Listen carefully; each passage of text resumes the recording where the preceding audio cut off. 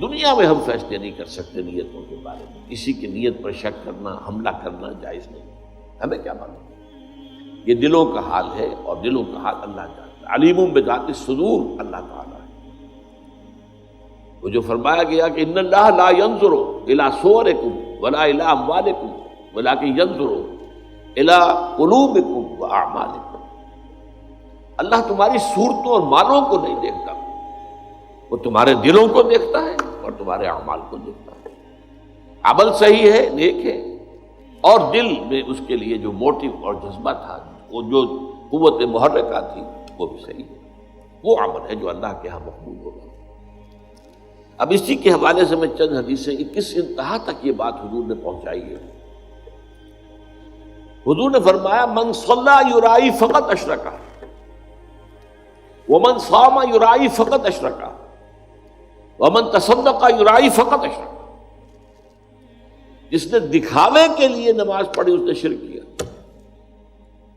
اب نماز تو بہت بڑا نیکی کا فعل ہے، بہت بڑا نیکی کا فعل ہے، یہ تو ارکان اسلام میں سے رکن اعظم ہے، الصلاۃ و عماد الدین، لیکن اس کے پیچھے بھی نیت اگر دکھاوے کی ہے، ریاکاری کی ہے، اپنی دینداری کا اور اپنی تقویٰ کا روب گانٹنا ہے لوگوں کے اوپر، تو پھر یہ شرک ہے۔ ومن صام یرائی فقط اشرکا، اور جس نے روزہ رکھا دکھاوے کے لیے اس نے شرک کیا۔ ومن تصدق یرائی فقط اشرکا، اور جس نے صدقہ و خیرات دیا دکھاوے کے لیے، ریاکاری میں، اس نے شرک کیا۔ اور شرک سے زیادہ بڑا گناہ، گھنامنا گناہ اور کوئی نہیں۔ 2 مرتبہ سورہ نساء میں یہ آیت آئی ہے، ان اللہ لا یغفر ان یشرک بہ ویغفر ما دون ذلک لمن یشاء، اللہ تعالیٰ اسے ہرگز نہیں بخشے گا کہ اس کے ساتھ شرک کیا جائے، ہاں اس سے کم تر جس کو چاہے گا معاف فرما دے۔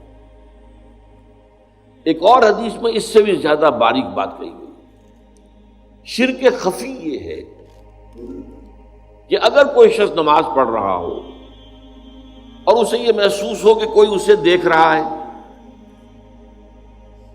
تو وہ سجدہ لمبا کر دے، یہ شرک خفی ہے۔ ایک شرک جلی ہوتا ہے جو نظر آ رہا ہے شرک ہو رہا ہے، بت کو سجدہ کیا جا رہا ہے، قبر کو سجدہ کیا جا رہا ہے، شرک جلی۔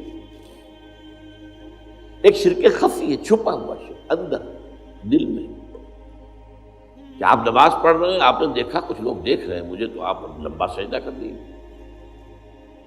اس کا آپ تجزیہ کر سکتے ہیں، سمپل میتھمیٹکس ہے۔ اگر وہ پہلے 5 سیکنڈ کا سجدہ کر رہا تھا اور اب اس نے 10 سیکنڈ کا سجدہ کیا ہے، تو یہ 5 اضافی کس کے لیے کیے؟ 5 تو ہو گئے اللہ کے لیے، پہلے وہ کر رہا تھا، لیکن یہ 5 جو اضافی منٹ لگے ہیں، یہ کس کے لیے؟ تو لوگوں کے لیے، ریاکاری کے تحت ہوئے۔ تو ایک سجدے کے 2 مسجود ہو گئے، ایک مسجود اللہ کی ذات ہوئی، اور ایک مسجود وہ لوگ ہیں جنہیں دکھایا جا رہا ہے۔ اس میں حضور صلی اللہ علیہ وسلم کی دعوت سے اور تربیت سے جس حد تک باریک بینی آ گئی تھی صحابہ کرام میں، اس کی مثال جو ہے وہ حضرت علی رضی اللہ تعالیٰ عنہ کا ایک واقعہ ہے۔ عین جنگ میں ایک شخص سے دو بدو مقابلہ ہوا، اور حضرت علی رضی اللہ تعالیٰ عنہ نے اس کافر کو، مشرک کو زیر کر لیا، اس کے سینے پر سوار ہو گئے۔ اب خنجر بھونکنے والے تھے کہ اس نے نیچے پڑے ہوئے بھی منہ پر تھوک دیا حضرت علی رضی اللہ تعالیٰ۔ اب حضرت علی سے چھوڑ کر کھڑے ہو گئے، وہ حیران ہوئے، وہ جسے آپ انگریزی میں کہتے ہیں to add insult to injury, میں نے تو اور توہین کی تھی، ان کی انسلٹ کی، یہ مجھے چھوڑ کر کھڑے ہو گئے، کیوں؟ پوچھا اس نے۔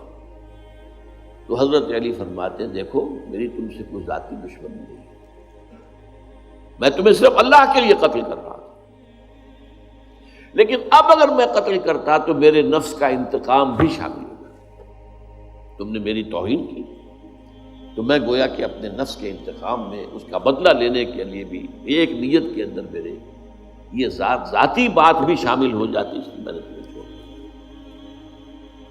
اس میں ذرا غور کیجئے، جنگ کا معاملہ ہو اور وہ تو انتہائی جذبات کی گرمی کا وقت ہوتا ہے، یا مرو یا مار دو، اس حالت میں بھی نگاہ رہے اپنی دل کے اوپر اور اپنی نیت کے اوپر، یہ کمال ہے تربیت کا محمد رسول اللہ صلی اللہ علیہ وسلم۔